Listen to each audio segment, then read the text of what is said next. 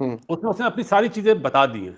अच्छी चीज है कि उसने बताई हैं कि हमने उस्मान खान को क्यों रखा, हारिस को क्यों नहीं रखा, फकर ने क्या डिमांड करी तो हमने उसको वहां पे फर्स्ट क्लास क्रिकेट में जाने दिया, बाबर को नंबर 3 पे खिलाएंगे, सही है। और उसका नाम क्या, उस्मान तारिक के बारे में बताया कि श्रीलंका की सिचुएशन कंडीशन देखते हुए हमने उसको चांस दिया है।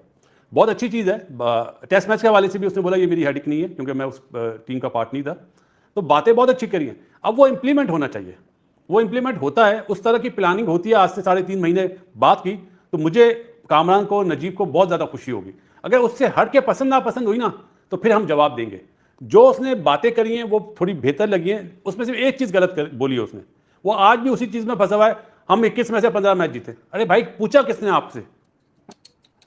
सीरियसली ये वो मिस्टेक कर रहा है। बीइंग अ कोच, नहीं, बासित भाई छोटी सोच लगती है मुझे ऐसी। अपनी अचीवमेंट दुनिया बोले ना, आपको जब याद दिलाना पड़े इसका मतलब है यू आर अ फेलियर।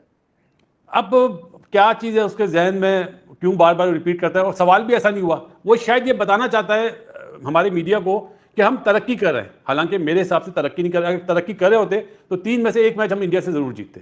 तो ये मेरे लिए बिल्कुल नहीं है। लेकिन हमारी तरफ से बेस्ट ऑफ लक है भाईजान। जो आपने, माइक हसन साहब, आपने जो बातें करी, दुआ है कि आपकी टीम उस तरह डिलीवर करते हुए नजर आए।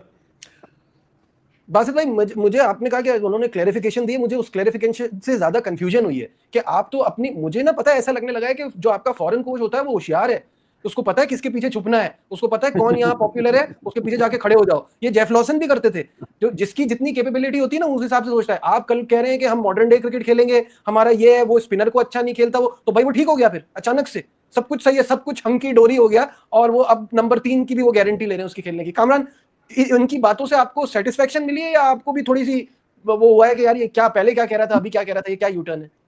देखिए 2015 के बाद जो कोई भी कोच आया ना, जो कोई भी कप्तान आया, उसने सिर्फ लॉलीपॉप दिया वहां को और कुछ नहीं किया।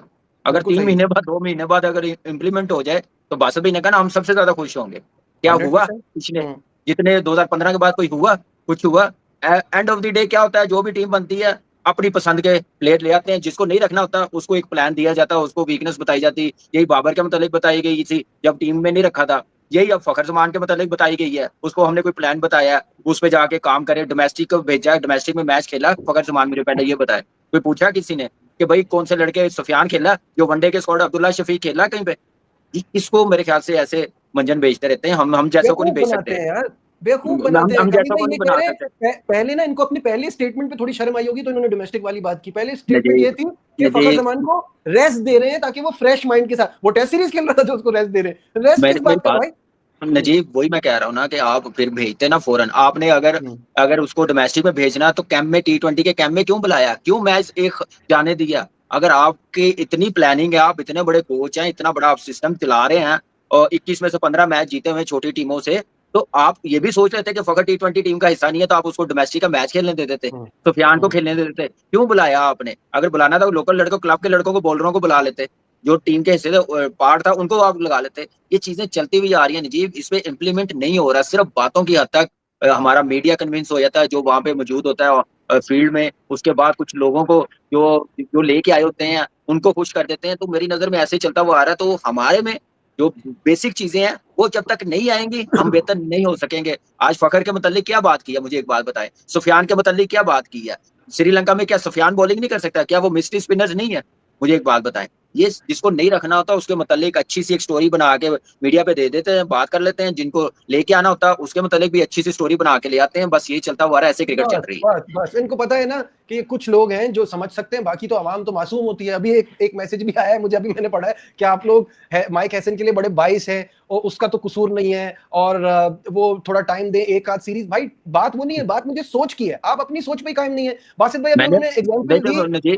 नजीब, मैंने सिर्फ माइक हैसन की बात नहीं की, मैंने 2015 के बाद अब तक जो बात की, ना बासठ भाई ने ऐसी कोई बात की है। उन्होंने सही बात की है कि अगर ये बातें बहुत अच्छी हुई 3 महीने के बाद इंप्लीमेंट हो जाए हम सबसे ज्यादा खुश होंगे। नहीं, लेकिन हम तो अभी करंट पे भी बात कर रहे हैं ना। जो वो बात मैं कह रहा हूं, जो वो बात करे उस पर कायम रहे। हार जीत पे थोड़ी हो रही है बात। आपका विजन तो नजर आए ना। अभी बासित भाई वो कह रहे हैं कि इसको क्या नाम है, हारिस को बहुत मौके दिए और वो डिलीवर नहीं कर पाया। तो भाई पहले क्या पता नहीं था? वो तो ऐसा ही खेलता है। अब एक तरफ कुआं दूसरी तरफ खाई। मतलब आप हारिस को हटा के लाए उस्मान को, वो भी ऐसा ही है। आपको यही प्लेयर नजर आ रहे हैं। अगर खिलाना ही था तो जब आप बाबर को ले आए तो रिजवान को भी ले आते। T20 में उसकी परफॉर्मेंस क्या बुरी है? पीछे तो देखो, वो है ना बच्चा अहमद शाह बोलता है पीछे तो देखो। बड़े जवाब आते हैं, वो सरकारी जवाब थे। तो कान इधर से पकड़ो या कान उधर से पकड़ो, इसमें कुछ भी नहीं था प्रेस कॉन्फ्रेंस के अंदर। कोई सलमान अली आगा ने आपको इनसाइट नहीं दी, कोई उन्होंने ये नहीं बताया कि मेरा कॉन्सेप्ट क्या है, कि मैं सुफियान मुकीम को क्यों बिठा रहा हूं, उस्मान तारिक को क्यों लेकर आया हूं, हम यहाँ विकेट्स कैसी बना रहे हैं, हम श्रीलंका को कैसे अप्रोच कर रहे हैं। श्रीलंका एज अ वेन्यू की बात कर रहा हूँ, ट्राई सीरीज वाले श्रीलंका की बात नहीं कर रहा। हमारे पास अभी 3 T20 अभी हैं, फिर उसके बाद 5 T20 बाद में है, फिर उसके बाद 3 T20 ऑस्ट्रेलिया के साथ सेट हो चुके हैं वर्ल्ड कप से पहले। तो 10 T20 और मैंने सुनने में आया कि 2-3 T20 जनवरी के महीने में भी 3 T20 किसी टीम से बात चल रही है कि वो भी विजिट करें या हम विजिट कर लें, वो खेल लें। बट मोस्ट लाइकली वो विजिट करें, क्योंकि यहाँ टीमों को लालच है कि इंडिया में तो सब नहीं खेल सकते, जाके पाकिस्तान आ जाओ, 3 मैच खेलो, मोर और लेस क्लाइमेटाइज्ड होने में आसानी हो जाएगी। हालांकि इंडिया और पाकिस्तान की विकेट्स बिल्कुल भी सिमिलर नहीं है, लेकिन पता नहीं क्यों सोचते हैं, शायद एक देसी मेंटालिटी है, ये साथ साथ पड़ोस में तो सिमिलर होंगी, वो बिल्कुल ही मुख्तलिफ है। इंडिया में तो प्री डिफाइंड है विकेट्स की, black soil, red soil, mix soil, फला फला। पाकिस्तान में तो पता ही नहीं है कि किस सॉइल का विकेट बन रहा है। सो ये सारी बातें जो इंपॉर्टेंट होल्ड करती हैं to let you, a captain क्यों आएगा प्रेस कॉन्फ्रेंस में, वो अपने विजन में आपको झकवाएगा, मतलब देखो झाको मेरे अल्फाजों के थ्रू कि मेरा विजन क्या है, मेरी सोच क्या है। यहाँ सोच सिर्फ इतनी सी है, चल गए तो चांद तक वरना शाम तक, कोशिश हम पूरी करेंगे, मेहनत हमारी पूरी है, हम बुरा नहीं चाहते। नहीं, ये तो कोई भी कप्तान बुरा थोड़ी चाहता कि मेरी टीम हार जाए। कौन कप्तान इस सोच के साथ आता है कि मेरी टीम हार जाए या टीम बुरा कर ले, क्योंकि उसको पता है कि अगर मैं पाकिस्तान का कप्तान हूं, टीम बुरा करेगी तो मेरे साथ ही बुरा होगा। दोस्तों ये मेरा नया चैनल है, वीडियो को लाइक करें, चैनल को सब्सक्राइब करें।